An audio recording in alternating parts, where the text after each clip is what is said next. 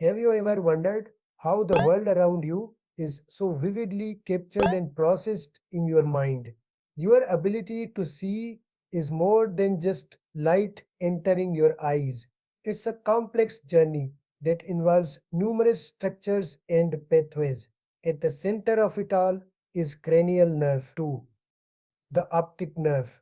In this video, we're going to break down the visual pathway, highlighting how this essential nerve functions, and delve into the clinical deficits that arise when this pathway is disrupted.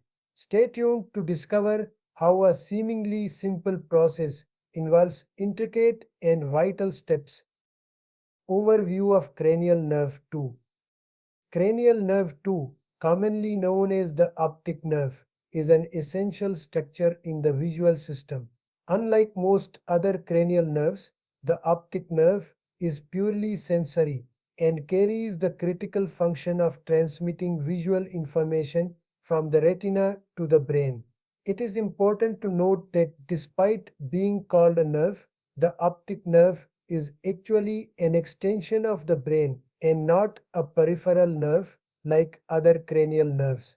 When light enters the eye, it stimulates the photoreceptor cells in the retina, which then convert this light into neural signals.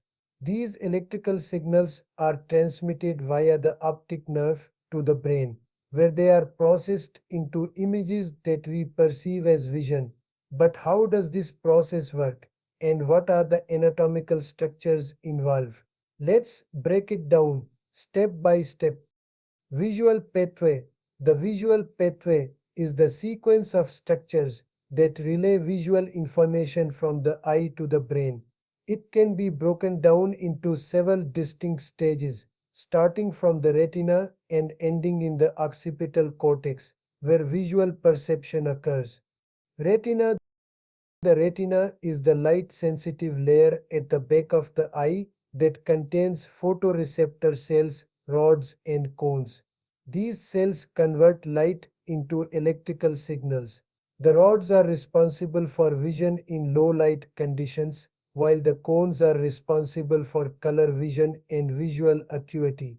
Optic nerve, once light is converted into electrical signals. These signals are carried by the optic nerve from the retina to the brain. The optic nerve transmits visual information from both eyes.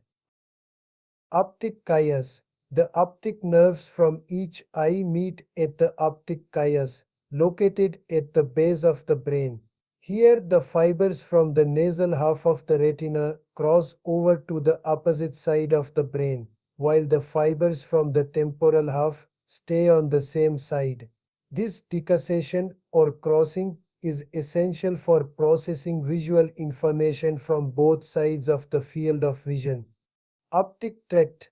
After the optic chiasm, the visual signals travel as the optic tract.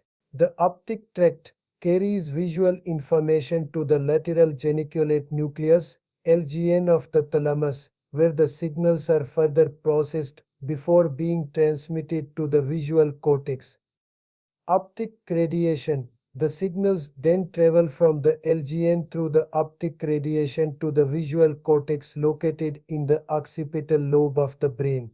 This area of the brain processes the visual signals, allowing us to interpret them as images. By the time visual information reaches the brain, it has passed through several critical stages that work together to create a coherent images. This pathway allows us to perceive and understand the world around us.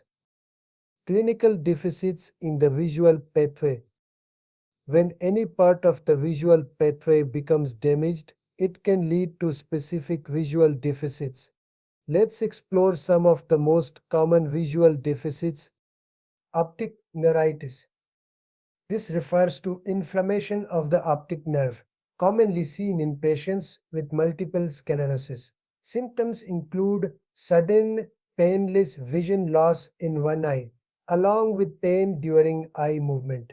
If left untreated, optic neuritis can result in permanent vision loss in the affected eye. Optic neuropathy. Optic neuropathy involves damage to the optic nerve itself and can result in partial or total vision loss in one or both eyes. The causes of optic neuropathy are varied and include conditions like glaucoma, ischemic optic neuropathy, and optic neuritis. Bitemporal hemianopia. This condition is characterized by the loss of vision in the outer temporal visual fields of both eyes. It occurs when there is damage to the optic chiasm, where the crossing fibers from the nasal retina are located. This damage typically arises from pituitary tumors or other mesh lesions pressing on the optic chiasm. Homonymous hemianopia. This visual deficit refers to the loss of vision in the same side of the visual field in both eyes. It results from damage to the optic tract, optic radiation, or visual cortex on one side of the brain. A common cause of homonymous hemianopia is a stroke affecting the occipital lobe or the optic radiation. Macular sparing. This phenomenon occurs when there is damage to the visual cortex, but the central part of the visual field, the macula, is spared. This is due to the fact that the macula has a disproportionately large representation in the visual cortex, allowing it to maintain functionality even if the rest of the visual field is affected. Now let's look at some clinical correlations to put this knowledge into context. Clinical correlations. Here are a few clinical correlations related to the visual pathway. Multiple sclerosis MS. It can cause optic neuritis, leading to sudden vision loss in one eye. If a patient presents with optic neuritis and other neurological symptoms, Mississippi should be considered as a possible diagnosis. Pituitary tumors, tumors that compress the optic chiasm, can result in bitemporal hemianopia, as seen in patients with pituitary adenomas. Stroke. A stroke affecting the occipital lobe or optic radiation can cause homonymous hemianopia, often with other neurological deficits, depending on the area of the brain affected. These clinical correlations emphasize the importance of a thorough neurological exam and imaging studies to identify and manage underlying conditions effectively. Now let's explore how these disorders are treated and managed. Management of visual pathway disorders. Treatment for visual pathway disorders depends on the underlying cause. For example, optic neuritis. If optic neuritis is caused by multiple sclerosis, corticosteroids are often used to reduce inflammation. Pituitary tumors, tumors affecting the optic chiasm, may require surgical removal or radiation therapy. Stroke rehabilitation and vision therapy can help manage homonymous hemianopia caused by stroke. Managing these disorders often involves a multidisciplinary approach, combining medical, surgical, and rehabilitative interventions to optimize patient outcomes.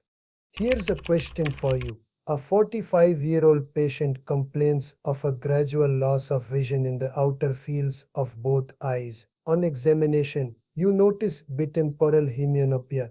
What is the likely cause of this visual deficit, and what further investigations would you recommend? Let us know your answer in the comments below. If you would like to watch my other lectures on topics like the lungs, kidneys, liver, brain, and eyes, visit my channel to view my other videos.